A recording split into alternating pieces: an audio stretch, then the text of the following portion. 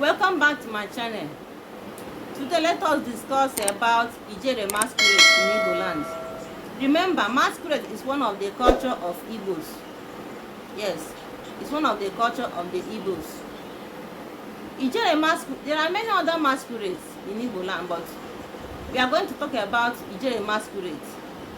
There are about 45 different kinds of masquerades in Igbo land in olden days.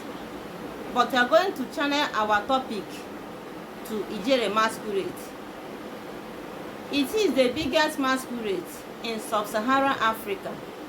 It's a tradition of Igbo people in Nigeria, and was listed in the UNESCO archive as an intangible cultural element in need of urgent safeguarding. Yes, like in many communities in our state, like Anambra State and many other states in Easterners, during their celebrations like burial ceremonies, chieftaincy title, and other New Year festival and other cultural events, this Ijele will come and perform during the dry season to invoke fertility and bountiful harvest.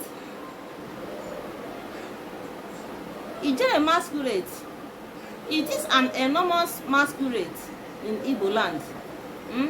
We consider it as the king of masquerade.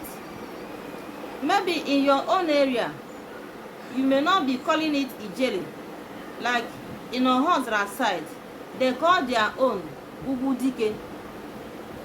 Ijele Masquerade is the biggest masquerade among other masquerades in Igbo land.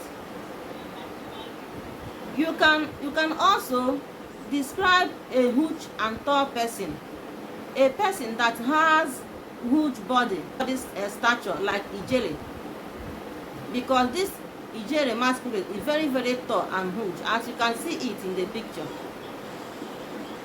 So you can tell me the kind of name you give to your own biggest masquerade. Like in Ohon, that they call their own Ugudike. Anambra call their own Ijele as the biggest masquerade in Igbo land. So you can write your own name at the comment section, the name that you call the biggest masquerade in your own area in Igbo land.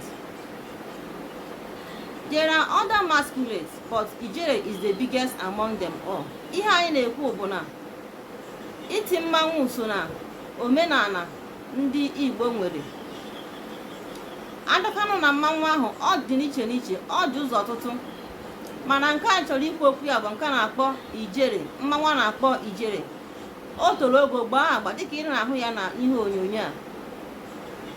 Mmanwụ a na-akpọ Ijele ọ na-abịa oge ọbụla a na-eme ihe dịka iri ji ọhụụ, maọbụ ime mmemme nkwupụta nwa o, maọbụ ime ihe ọbụla dị ichi ọzọ, ya na ọtụtụ mmemme ọzọ a na-eme n'ala Igbo. Ị ga-ahụ mmanwụ dị otu apụta.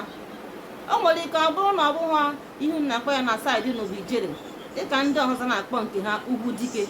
Amaghị m ihu na-akpọ ya na saịdị nke unu. O nwere afọ unu na-akpọ mmanwụ kacha too ogo gbaa agba na saịdị bụ unu. Dee ya na comment section. Makwara na enwekwa ọtụtụ mmanwụ ndị ọzọ. Makwara na Ijele bụ nnukwu mmanwụ nkacha n'ala Igbo. Tupu akpọọ gị Ijele, ị ga-abụ onye toro eto gbaa agba iji wee gosi gị na mmanwụ a na-akpọ Ijele na otopuru etopu gbaa agba, bụrụ ya bụ mmanwụ kacha ndị ọzọ n'ala Igbo. Mgbanụ ka ọ dị n'oge ọzọ. Bye.